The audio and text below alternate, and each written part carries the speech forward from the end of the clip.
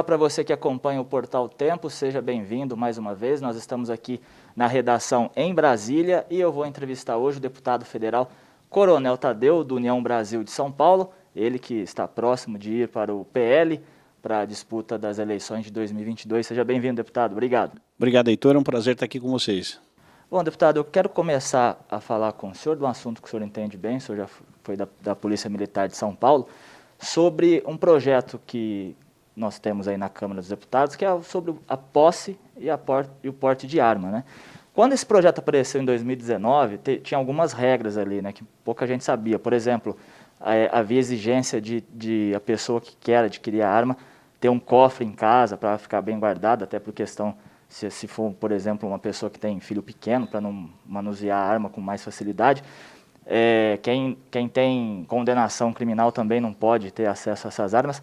O senhor acha que esse projeto, com todas essas regras, ele pode prosperar no Congresso Nacional? E essas regras para o senhor são positivas ou deveria ser qualquer pessoa que queira comprar arma pode comprar a qualquer momento? Heitor, o PL 3723, ele inclusive nesse momento está sendo votado na CCJ, na Comissão de Constituição e Justiça do Senado Federal, e como você disse, ele foi aprovado na Câmara dos Deputados em 2019. Lembro até do dia, o relator era o deputado Alexandre Leite, que é um CAC, inclusive, um colecionador, atirador e caçador. Ele tem o certificado de registro no Ministério do Exército. E naquela época esse projeto foi muito desidratado, ou seja, nós tínhamos uma proposta inicial para dar garantias às pessoas que gostariam de ter acesso às armas, à posse e o porte de armas, mas infelizmente ele foi muito desidratado, ou seja, ele foi sendo ali sucateado no meio do debate dentro do plenário da Câmara dos Deputados. Mas foi o que nós conseguimos aprovar na época, mesmo não estando a contento daqueles deputados, aqueles parlamentares que são armamentistas.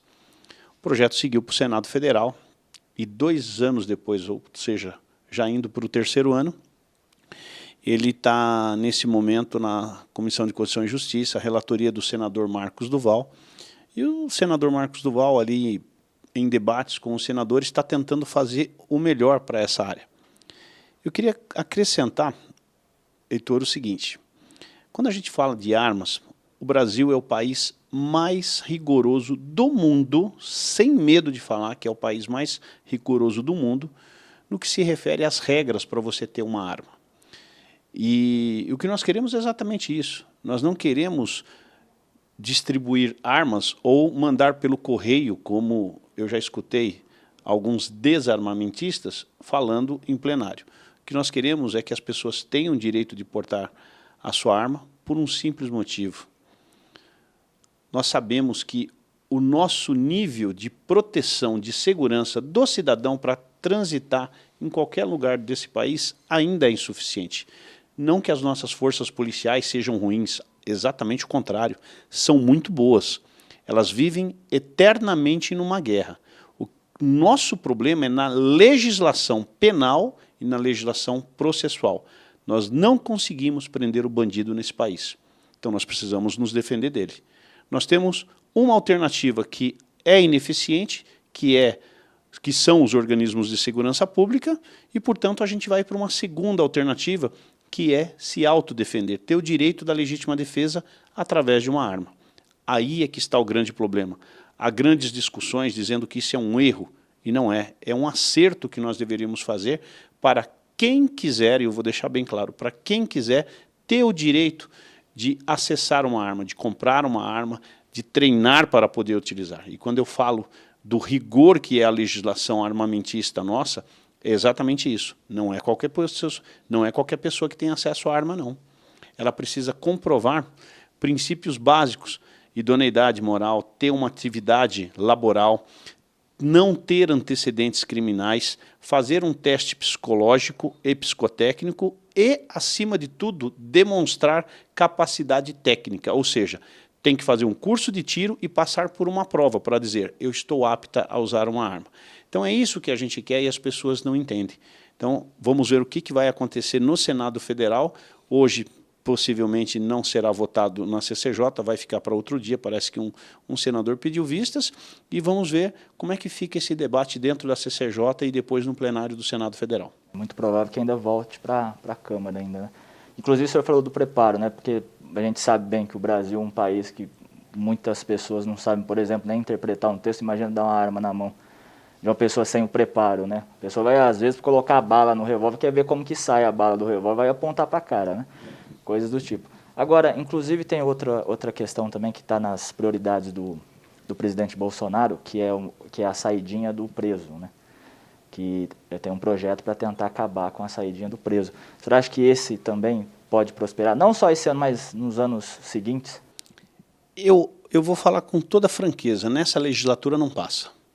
Nós não temos um Congresso afinado com essas pautas, infelizmente, mas é o que a gente precisaria. Eu não tenho os números exatos de cabeça, mas eu posso te dizer para você o seguinte: essas saidinhas, elas precisam ter muito mais critério, muito mais rigor na concessão. Exemplo, para que você vai soltar um bandido no feriado do Dia das Mães se ele não tem mãe? Para que você vai soltar um estuprador no feriado do Dia das Crianças? Para que você vai soltar um preso no feriado de Natal se ele não tem família? Então isso não tem controle nenhum por parte do Judiciário. É uma verdadeira aberração. Um outro detalhe, você solta 10 mil presos. Historicamente, de 10% a 20% não voltam. E, historicamente, de 5% a 7% são presos reincidindo no crime, ou roubando, ou furtando, ou matando. Então você precisa ter mais rigor. Eu não quero dizer aqui, ser radical e dizer nenhum preso sai. Claro que não. Você tem presos que cometeram, às vezes, um ato, um crime só, se arrependeram mesmo, estão num processo de ressocialização, e aí o Estado precisa ter ferramentas para entregar a esse preso, esse criminoso, para que ele possa retornar à sociedade em condições normais. Eu concordo, sem dúvida nenhuma. Mas isso precisa ser feito uma avaliação muito criteriosa, e hoje a gente sabe que não é feito. O senhor não tem a impressão de que essa saidinha, por exemplo, às vezes é até uma tática para esvaziar a cadeia, que elas são superlotadas, muitos não voltam. Já teve caso, inclusive, de bandido que saiu e roubou na esquina do presídio já, ali. Já cometeu outro ato ilícito ali, outro crime. O senhor tem essa impressão também? Porque as cadeias hoje são superlotadas, né? Heitor, há discursos muito claros em relação a esse posicionamento. Precisamos soltar os presos, desencarcerar, porque as cadeias estão superlotadas. Olha, se você não quer enfrentar uma cadeia superlotada, não cometa o crime. E o Estado que providencie o aumento de penitenciárias. Eu sempre lembro daquela frase: deixe de construir escolas e terá que construir presídios no futuro. É o que nós estamos vendo. A nossa educação foi assassinada nos governos anteriores. Nós temos hoje um baixo índice de educação. Até pouco tempo nós estávamos aí em último nas avaliações que se faz do ensino em nível mundial. Professor apanhando na sala de aula, professor sendo perseguido na rua, professor sendo até alvo de lesão e agressões fora da sala de aula, porque é um pouco mais rigoroso com o aluno. E isso faz com que haja uma ponte muito bem construída entre a adolescência, né, para que ele vá para o mundo do crime. Essa ponte hoje é muito clara, construída pelo Partido dos Trabalhadores. Então, você retomar isso leva muitos anos. O meu sentimento é de que o Partido dos Trabalhadores destruiu, no mínimo, 3 gerações. Hoje você, com essa história do ensino, de você ir de primeira até a 9ª série, né, que é o ensino fundamental, sem nenhuma avaliação, você simplesmente passa e pronto, o que nós temos no final da linha? 80%, 90% dos alunos não sabem escrever, não sabem falar a língua portuguesa, não sabem interpretar um texto. Então você simplesmente colocou o ensino público na lata do lixo. E hoje você não tem um bom nível de educação no país, infelizmente. São poucas as pessoas que participam da escola pública e conseguem lá na frente ter um resultado favorável em relação ao seu nível cultural, à sua profissão. Me contava um diretor de uma faculdade que ele estava precisando ministrar aulas de português no primeiro ano de faculdade, tamanho de tão baixo que era o nível de conhecimento da língua portuguesa para os alunos do primeiro ano de um curso superior. Deputado, agora outra questão que a gente conversou uma vez lá na Câmara, tentaram de novo votar o projeto da PEC da prisão em segunda instância, né? Então, a oposição hoje ao Bolsonaro dizia que era um projeto, uma PEC para prender o Lula. Hoje o Lula está sem as condenações, anularam as condenações dele no âmbito da Lava Jato, então tem como prosperar agora essa prisão em segunda instância, porque não só quem cometeu algum crime no âmbito da administração pública, mas também tem os assassinos, tem pedófilos que também foram beneficiados com a revogação da PEC da prisão em segunda instância. Essa é uma situação lamentável que, quando eu fiz a minha campanha em 2018, eu sempre preguei um discurso de combate à impunidade. E, para minha decepção, após 36, 37 meses de mandato, nós não conseguimos prosperar com uma das pautas mais importantes desse combate à impunidade, que é a prisão em segunda instância. Para mim, pouco importa se o Lula era o principal alvo dessa prisão em segunda instância, porque se ele fez, ele tem que ir preso. E a gente sabe muito bem que hoje ele não é uma pessoa inocente, ele é uma pessoa que está ainda sob júdice em 4 ou 5 processos que foram anulados, na minha concepção, indevidamente, e tiveram que sair lá do Tribunal do Rio Grande do Sul para o Tribunal de Brasília, apenas por mera questão profissional, não isentando o Lula em absolutamente nada. Então, portanto, ele é um criminoso, ele é um criminoso contumaz, inclusive, que infelizmente foi liberado para disputar as eleições. Mas deixando o Lula de lado, olha o universo praticamente infinito de pessoas que foram condenadas em segunda instância, estão soltas, não porque não cometeram o crime, mas por brechas processuais na nossa legislação. Então, nós tínhamos que dar uma resposta para a sociedade, temos que dar essa resposta o mais rápido possível, que é acabar com essa palhaçada que é a polícia prende e a justiça solta, que hoje é o que mais a gente se vê. E a prisão em segunda instância, inclusive dessa comissão que eu fui vice-presidente, lamentavelmente ela não andou. Foi feita apenas para inglês ver, essa é a verdade, porque essa pauta ela se inicia em 2019 com o pacote anticrime do ex-ministro da Justiça, que não está mais no cargo, que dentro da Câmara foi fatiado, esse projeto, esse pacote anticrime foi fatiado, e numa dessas pontas, numa dessas fatias, ficou a prisão em segunda instância para ser tratada separadamente de tantas outras medidas. Algumas foram aprovadas, outras sequer foram avaliadas, e a prisão em segunda instância ficou ali exatamente no limbo. Vamos dizer que estamos fazendo, mas não vamos fazer, o que é vergonhoso para a Câmara dos Deputados. O senhor citou aí que ficou decepcionado nessa questão, era outra pergunta. O senhor foi eleito em 2018. Então, todo mundo no Brasil, boa parte dos eleitores tem a imagem do político que todo mundo é ladrão, né? E o senhor chegou em 2019, qual que é a imagem que o senhor teve, o impacto da Câmara? Foi mais positivo, mais negativo, mais decepcionante? Como que o senhor avalia a Câmara? Infelizmente, o povo brasileiro ainda elegeu mal.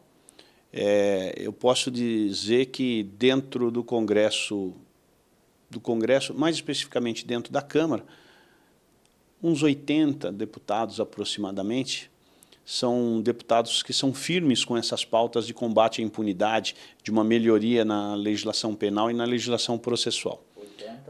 80 de 513. Pessoal, avaliar, né? 80 de 513. Nós temos, infelizmente, mais de 250 deputados listados no rol da Justiça, com processos de corrupção, lavagem de dinheiro, formação de quadrilha, e isso inviabiliza qualquer avanço nessa melhoria, na melhoria dessa legislação.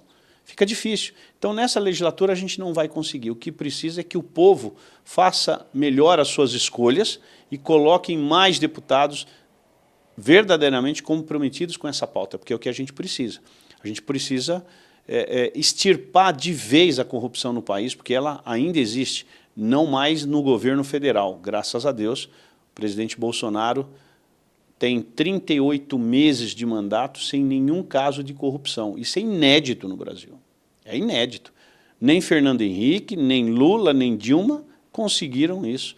Mas ele veio para cumprir aquilo que ele falou na campanha, acabar com a corrupção. E acabou. Até o presente momento não há nenhum escândalo. Mas a gente sabe que existe a corrupção ainda nos estados, nos municípios e em diversos órgãos.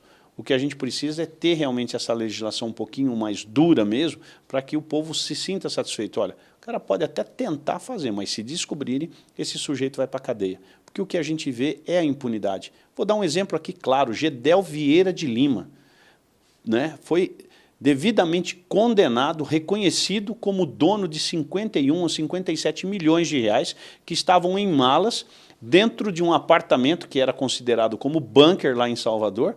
Esse sujeito está solto. Até agora ninguém sabe de onde veio o dinheiro, ninguém sabe como aquele dinheiro foi para lá, qual é a origem dele. Então é muito claro que aquilo vem de produto de algo que é errado, de algo que é criminoso. Esse sujeito deveria estar preso. Esses 51 milhões de reais, muito provavelmente seja dinheiro desviado de recursos públicos que foram aí para algumas áreas de infraestrutura, saúde, educação às vezes, e o dinheiro foi desviado e ele estava lá dentro de um bunker. 51 milhões, então. Então, esse é um exemplo claro que a gente pode lembrar de uma pessoa que está solta. Não precisamos nem falar do ex-presidente Lula, Gedel Vieira de Lima, e tem muitos outros casos. Então, eu sempre insisto nas minhas falas, nas minhas entrevistas, né, que o povo precisa realmente avaliar melhor, né, porque nós elegemos pessoas que estavam com o processo nas costas, né, com claro resultado de que ele era culpado. Nós tivemos que caçar Flor de Lis, por exemplo, por um fato atípico, não foi por corrupção, mas nós fizemos a cassação da deputada Flor de Lis do Rio de Janeiro, inclusive, que matou... Um exemplo, né, do que tem na Câmara também, né? Exatamente, que foi lá e matou o marido e foi condenada, mas temos aí um outro caso do Wilson Santiago, também um outro deputado, tivemos o caso do senador que foi pego com dinheiro, escondendo dinheiro dentro de casa, a Polícia Federal invadiu a casa dele. Então, nós temos ainda não só a Câmara dos Deputados, mas o Congresso ainda muito comprometido com a sujeira. Então, a gente precisa limpar isso. Para isso, só através do voto. Inclusive, a gente já está caminhando para a eleição de 2022, a gente já está percebendo aí Bolsonaro, Lula, Moro.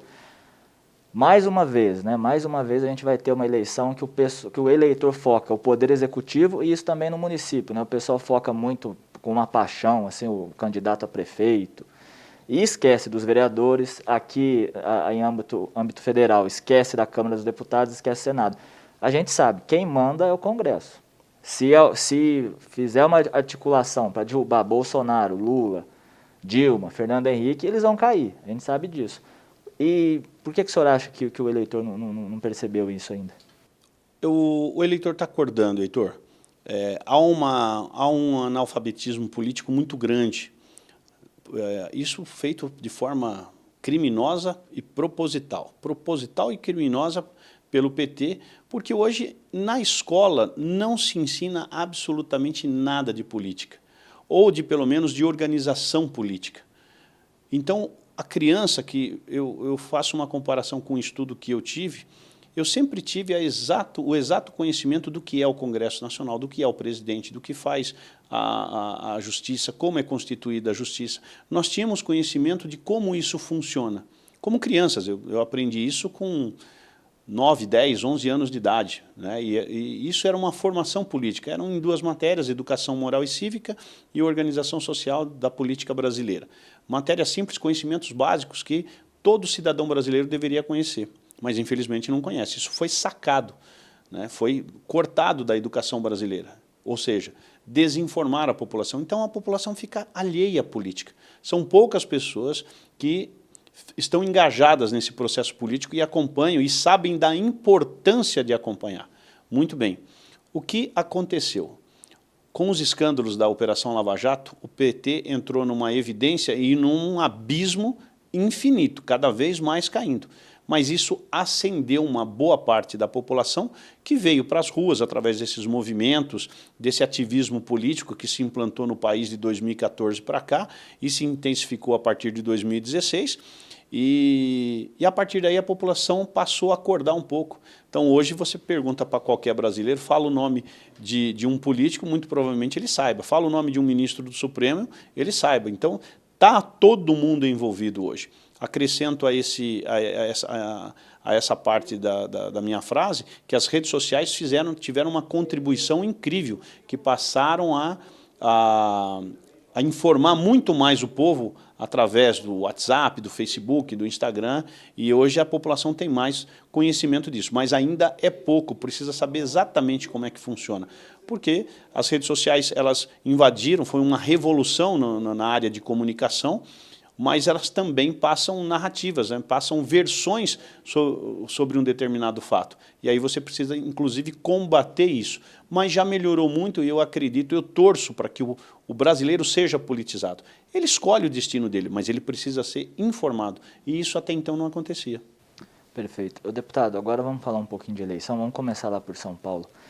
Em 94, o Mário Covas ganhou a eleição, entrou em 95, de lá para cá veio Alckmin, Serra, Lembo, Goldman e o Dória, né? Se eu não esqueci de nenhum, acho que é isso. Bom, reinado do PSDB em São Paulo. Eu conversei com um deputado que é de um partido de esquerda lá em São Paulo em janeiro. E em janeiro, isso já foi publicado inclusive na imprensa, agora recentemente, e já consideram que no segundo turno em São Paulo, caso tenha segundo turno, será um representante da esquerda e o Tarcísio. O senhor acha que, dessa vez, primeira coisa, o PSDB não vence mais a eleição em São Paulo? E a segunda, como o senhor avalia essa ascensão do Tarcísio, já sendo considerado pelos rivais ali da eleição como o segundo nome para o segundo turno?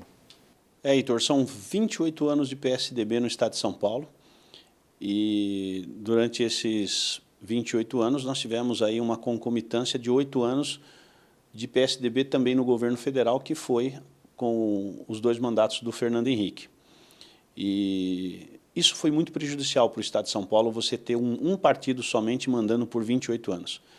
Desta vez, eu não tenho dúvidas nenhuma, o PSDB será retirado do comando do governo do estado, até pelas últimas ações do governador João Dória, que tem desagradado muito a população paulista, e principalmente em relação a essa politização do Covid-19. Ele trilhou por um caminho errado e está pagando um preço muito alto, e vai pagar um preço muito alto mesmo, que eu acredito que ele será afastado da política definitivamente. Há um descontentamento muito grande da população paulista em relação ao comando dele, as ações dele, esse enfrentamento com o presidente Bolsonaro. E na política tem um ditado seguinte: a política adora a traição, mas não perdoa o traidor de jeito nenhum. E ele vai pagar justamente com esse ditado que eu estou te falando. Ele usou o Bolsodória para se eleger, com uma diferença de apenas 300 mil votos em relação a outro candidato em 2018. Semanas depois, ele simplesmente rompeu e passou a atacar o presidente. Esse foi o primeiro grande erro dele. Quando chegou a pandemia, ele simplesmente se posicionou contrário em todas as ofertas que o governo federal fez, tentou ser um oportunista para trazer primeiro a vacina para o Brasil, esquecendo de anunciar que quem comprou a vacina que ele trouxe foi o próprio governo federal, um grande erro, que ele deveria ter tido a humildade de reconhecer que todo o dinheiro para comprar a vacina que ele trouxe, uma semana antes da segunda vacina que entrou no Brasil, que foi a AstraZeneca, que foi a Coronavac, e uma semana depois entrou a AstraZeneca, né? Todo esse suporte para o Covid foi feito pelo governo federal. E a partir daí foram outras ações, como por exemplo de lockdown sem a menor necessidade, trancou o povo em casa, provocou uma recessão terrível no governo do estado, mas o estado não sofreu financeiramente, porque nós liberamos dinheiro tanto para o FPE como para o FPM, então o governo federal deixou as contas tranquilas de todos os estados, em especial do estado de São Paulo. Então foram sucessivos erros que o Dória veio cometendo politicamente, né, e administrativamente na gestão do estado, que fizeram com que ele hoje tenha 1,8% de pesquisa para presidente. Ninguém quer esse sujeito. Absolutamente ninguém. Eu, particularmente, tenho um ódio dele, pessoal, pelo que ele fez com as polícias do Estado de São Paulo. Polícia Militar, Polícia Civil e a Polícia Penal. Polícia Militar a caminho de um desmantelamento, com baixos salários, pouca valorização, muito trabalho, provocando um estresse muito grande em cima dos policiais. A Polícia Civil completamente desmontada. Eu desafio a você visitar 10 distritos policiais para você ver se não é verdade o que eu vou te falar. Prédios destruídos, falta de policiais e sem viaturas. Desafio você a fazer essa visita comigo lá em São Paulo. A Polícia Penal não preciso nem dizer. Né? Eles têm uma falta... Hoje nós temos presídios com quase 3.000 presos, né, sendo protegido apenas por 6 a 8 policiais penais. Então, está um sucateamento completo da área de segurança pública. E essa é a minha revolta pessoal, porque sou dessa área, com o governador João Dória. O preço dele, nós vamos ver no dia 2 de outubro desse ano, ali por volta das 20, 21 horas, o que é que vai acontecer com ele. Agora, com relação ao Tarcísio, o senhor acha que ele foi uma boa escolha do presidente? Foi uma excelente escolha. O ministro Tarcísio, primeiro que ele fez um trabalho brilhante, eu digo fez porque ele está há poucos dias de se afastar do Ministério da Infraestrutura e definitivamente fincar sua bandeira no Estado de São Paulo e vir candidato ao governo do Estado da Corrida, ao Palácio dos Bandeirantes. Ele fez um excelente trabalho nesses 38 meses como ministro da Infraestrutura, ele revolucionou a infraestrutura do país. Ele, na parte rodoviária, ele praticamente asfaltou mais de 4.000 quilômetros, entregando obras que há muito tempo haviam sido prometidas por governos anteriores. Ele foi lá e realizou a obra, fez uma revolução na área de concessão de portos, aeroportos, rodovias. Recentemente, um marco na história das concessões do Brasil e das rodovias, que foi a extensão por mais 30 anos da concessão da BR-116, a rodovia Presidente Dutra, que liga São Paulo ao Rio de Janeiro, que será a rodovia mais inteligente do país. Vai gerar 18 bilhões de investimentos, uma geração de empregos absurda, uma rodovia, a única rodovia da América Latina que será iluminada na sua totalidade por lâmpadas de LED e monitorada também, com 25 quilômetros para os romeiros ali da região de Aparecida. Então tem tanto benefício nessa concessão que é um negócio inédito mesmo. Demorou para trabalhar o edital dessa concessão, mas finalmente foi aprovado, bateram o martelo lá na B3 em São Paulo, na Bolsa, né, e o contrato já está assinado. Então vai ser essa é praticamente a maior obra dele, quando ele conseguiu aprovar esse modelo de concessão que até então não tinha. Porque a concessão o que era? Era uma pequena contrapartida, né, e pedágio à vontade para a empresa que ganhava. Agora não. Agora nós temos exatamente o contrário. Você tem obrigações a fazer, então tem muita obra para fazer, que está dentro desses 18 bilhões de investimento. Nós temos a redução do pedágio, coisa inédita na história do Brasil, redução de pedágio e ainda de quebra, motociclista não paga pedágio. Então é uma verdadeira revolução no âmbito das rodovias, né, da nossa malha rodoviária. O senhor acha que o próximo governador, seja o Tarcísio ou seja do PT, tirando o PSDB, o senhor acha que o próximo governador, depois de quase 30 anos, ele vai sofrer quando chegar na administração do Palácio dos Bandeirantes? Como que ele vai ver diante desse fato de, democraticamente falando, é um pouco ruim quando um partido fica tanto tempo no poder ali, cria alianças? O senhor acha que o próximo governador vai passar apertado 4 anos? Apesar de São Paulo ter muito dinheiro, né? Mas são quase 30 anos, né? Não vai sofrer, não. Só finalizando, todo esse trabalho no Ministério da Infraestrutura credencia o ministro Tarcísio a disputa ao governo do Estado de São Paulo e o coloca já numa condição muito boa em pesquisa, já indo para o segundo turno com algum outro candidato que a gente não sabe ainda quem é, mas já o coloca lá. E apesar desses 28 anos de PSDB, como você disse, o Estado de São Paulo é o estado que mais arrecada, cerca de 300 bilhões por ano, e é um bom faturamento, é uma boa arrecadação que o Estado de São Paulo tem. O que vai precisar é desaparelhar, porque muito provavelmente, por tantos longos anos aí de PSDB, a estrutura estatal ela deve estar bem aparelhada aí de tucanos, né, por tudo quanto é lado. Mas isso é um trabalho muito fácil. O próximo governador, ministro, futuramente aí o ministro Tarcísio, ele vai pegar as contas em ordem, pelo menos isso, acredito eu que não dá tempo mais, nós estamos no mês de março, não dá tempo de deteriorar as contas públicas do Estado de São Paulo, então acredito que ele vai pegar um Estado sem muitas dívidas, vai ser tranquilo ele tocar. O que ele vai precisar é só mudar esse modelo de administração, porque eu falo claramente, hoje a briga política está tão grande lá em São Paulo que tanto o Dória como o Rodrigo Garcia praticamente colocam os prefeitos de joelhos, colocam a arma na cabeça, a faca no pescoço e diz, você vai trabalhar para mim, senão eu não te dou dinheiro. Infelizmente, eu estou vendo isso lá em São Paulo. É lamentável, porque eles deveriam estar trabalhando para o povo. E por estarem fazendo isso é que estão pagando caro esse preço, né, de serem praticamente banidos da política.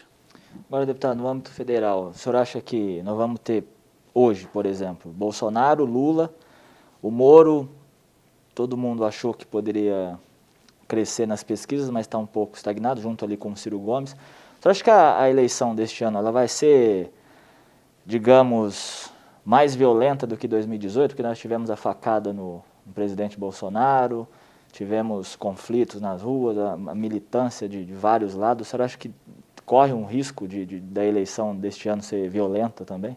Corre. O PT é um partido de psicopatas, literalmente falando. Psicopatas mesmo. Um bando de maluco que não sabe absolutamente nada do que quer para a vida. São posturas muito incongruentes e que eles vão partir para cima para poder tentar virar o jogo de qualquer jeito, que a gente sabe que é impossível. Então, há que se ter muito cuidado mesmo, porque são violentos, né, partem para cima mesmo. O Adélio Bispo é um caso, né, emblemático em relação a tudo isso. O presidente Bolsonaro precisa ter muito cuidado mesmo na campanha, tem que ter toda a atenção, a segurança dele vai ter que ter uma atenção redobrada mesmo, porque eu tenho certeza que o PT em algum momento vai tentar assassiná-lo. Isso eu não tenho dúvidas. Eles vão tentar, através de algum militante, alguma coisa, eles vão tentar aprontar alguma com o presidente. Então, chega, com toda certeza. Há muito dinheiro envolvido e há muito poder em disputa. E o contrário, contra o Lula? Porque tem uns malucos também que apoiam o Bolsonaro. Mas, olha, o Lula está tão ruim nas pesquisas, a gente sabe exatamente que essas pesquisas são manipuladas. Ele não causa a menor preocupação. Então, o pessoal que é bolsonarista, nós somos ordeiros, trabalhamos em paz, né, e fazemos a campanha de uma forma bem tranquila. Eu fiz isso em 2018. Nós não tivemos nenhum confronto, fizemos aquelas carreatas, né? Eu só vi agressões por parte do PT, nenhuma. Não foi nenhum bolsonarista em comício do Haddad em 2018 querer provocá-lo. Eu não vi isso em São Paulo e não lembro de ter visto isso no Brasil. Então, o reverso ele não vale. Eu não consigo dizer para você, olha, tivemos um... Não. Em todas as manifestações que eu fui na Paulista, manifestações de direita, elas começaram em paz e terminaram em paz. Manifestações da esquerda começam de forma violenta e terminam em depredação. Vai andar na Avenida da Consolação, lá em São Paulo, que você vai ver vidro de agência bancária quebrada, vidro de concessionária quebrado, vidro da entrada do metrô quebrado. É assim que terminam as manifestações de esquerda em São Paulo. Tanto é que eu fiz um documento para o Ministério Público pedindo para proibir. Porque o banco não é obrigado a ficar arcando com esse prejuízo, a concessionária não é obrigada a ficar arcando com esse prejuízo, o metrô também não é obrigado a ficar arcando com esse prejuízo. Então, o baderneiro tem que ir para trás das grades. Eu fiz esse documento ao Ministério Público e, infelizmente, até hoje não tive resposta, porque ele deveria ter se manifestado. Não vem com essa alegação que é democracia. Democracia se começa em paz e termina em paz. As manifestações onde as pessoas usam camiseta do Brasil e o verde e amarelo é predominante, sempre acabaram de forma tranquila. É só consultar a Polícia Militar do Estado de São Paulo que você vai ver aonde há relatos de ocorrência, toda vez quando há uma manifestação da esquerda. Então, eu espero pelo pior. Então, eu tenho que me preparar pelo pior, porque vai vir a agressão da esquerda com toda certeza. Inclusive, o senhor falou de manifestação violenta. Tem um projeto na Câmara que é o antiterrorismo, que enquadra, né? Porque assim, ele foi debatido já na comissão, teve bate-boca na comissão especial, mas ele também foca esse tipo de manifestação. Vai para o plenário ainda, né, na Câmara. O senhor acha que diminuirá essa violência em manifestações, independente do lado ideológico, e não só político, também qualquer outro, né? Como, por exemplo, futebol, também a pessoa vai se manifestar, acaba fazendo uma baderna, principalmente lá na Avenida Paulista, por exemplo, e esse projeto enquadra esse tipo de violência, né? É a lei antiterrorismo, projeto do deputado federal Vitor Hugo, que acredito eu seja até pré-candidato aqui ao governo de Goiás. E nós tentamos um requerimento de urgência, ele foi aprovado na Comissão de Constituição e Justiça, foi aprovado na Comissão Especial, mas não conseguimos aprovar um requerimento de urgência para ele. Então, vamos esperar uma oportunidade para que ele entre na ordem do dia e seja pautado. Mas ele prevê exatamente isso, que essas manifestações que terminam dessa forma sejam consideradas como ato terrorista. Deputado, agora o senhor está saindo do União Brasil, que fez um partido que vem da fusão do PSL com o DEM, o senhor vai para o PL. Então, o senhor vai para o PL de corpo e alma, ou o senhor vai, digamos, com o pé atrás, porque tem o Valdemar Costa Neto lá, né, que ele já foi envolvido ali no governo do PT, foi condenado no mensalão. O senhor acha que o senhor vai 100% ou o senhor fica um pouco com o pé atrás?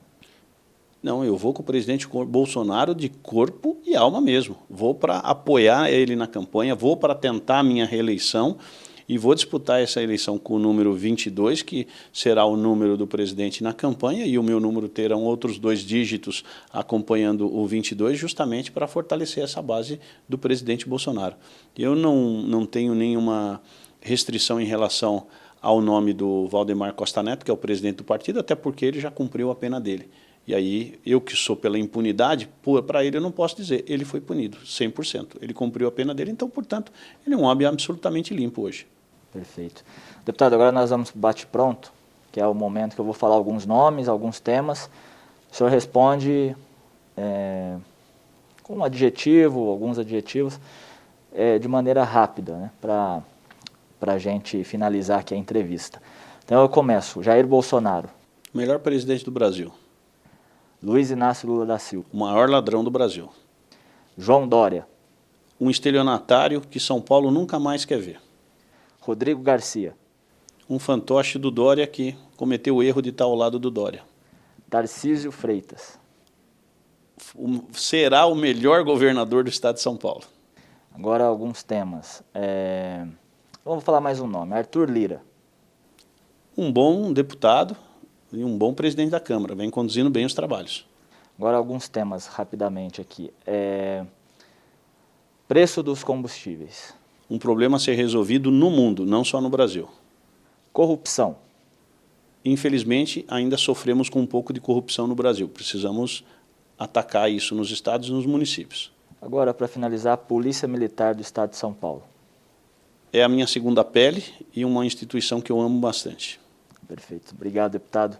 Obrigado, Heitor. Bom, pessoal, a gente vai encerrando aqui mais uma entrevista aqui no Portal Tempo. Você pode acompanhar no portal, você também pode ouvir na Rádio Super. Aqui está o deputado Coronel Tadeu. Obrigado, deputado, pela participação. Obrigado, Heitor. E nós ficamos por aqui. Até mais. Tchau, tchau.